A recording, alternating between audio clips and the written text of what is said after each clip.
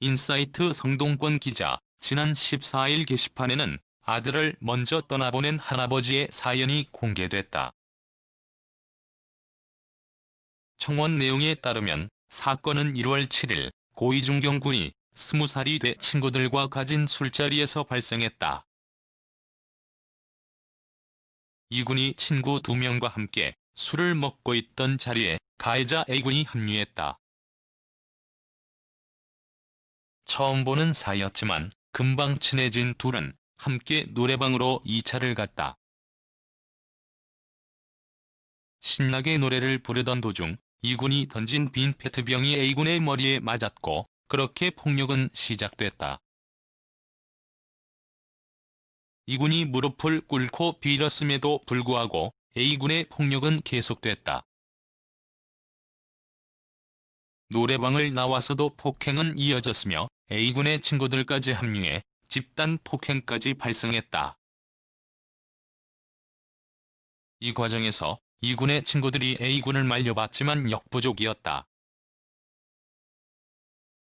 택시를 타고 함께 이동하면서도 A군의 욕설과 폭행은 계속됐다. 당시 현장에 있었던 택시 기사는 당시 피해 학생 립가에 피가 묻어 있었고 상당히 겁에 질려 있었다라고 설명했다. 지속된 폭행과 욕설에 위협을 느낀 E군은 택시에서 내리자마자 A군을 넘어뜨리고 자리를 벗어났다. 하지만 A군의 보복이 두려웠던 E군은 다시 돌아왔고 그 자리에서 A군은 잠시 둘만 있게 해달라는 요청을 했다. 이 과정에서 어떤 말이 오갔는지는 알 수 없으나 불과 3분여 만에 E군은 전속력으로 달아나기 시작했다. 이때의 시각이 새벽 5시 30분경이었다. 친구 중 한 명이 따라가자 E군은 더는 못 버티겠다, 죽고 싶다 등의 말을 했다고 알려졌다. 이러한 말을 남긴 E군은 패딩과 휴대폰을 길에 버려두고 고속도로 쪽으로 사라졌으며 얼마 후 E군은 싸늘한 죽음으로 발견됐다.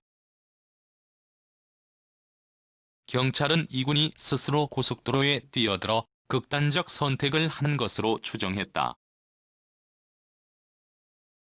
갑작스러운 비보를 접한 E군의 아버지를 더욱 분노하게 만든 건 가해자 A군과 경찰의 태도였다.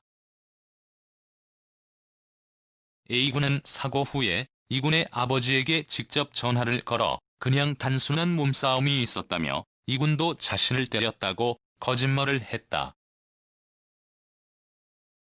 심지어 페이스북에 올린 글들을 지워달라는 것은 물론 헌팅 포차를 다니며 아무런 죄책감을 느끼지 않는 태도를 보였다. 경찰의 경우 사건 당일 새벽 4시경 E군의 친구들이 사건 신고를 위해 경찰서를 방문했지만 당직을 서던 경찰은 이런 건 사건이 될 수 없고 피해자의 유족이 직접 신고를 해야 한다라며 친구들을 돌려보냈다.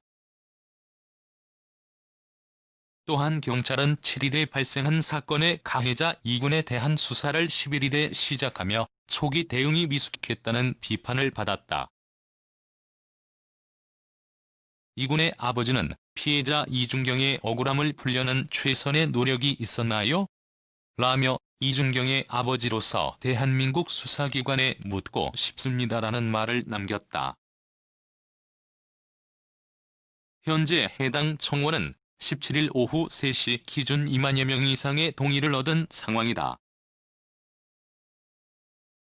우울감 등 말하기 어려운 고민이 있거나 주변에 이런 어려움을 겪는 가족, 지인이 있을 경우 자살 예방 핫라인 1577-0199, 희망의 전화 129, 생명의 전화 1588-9191, 청소년 전화 1388 등에서 24시간 전문가의 상담을 받을 수 있습니다.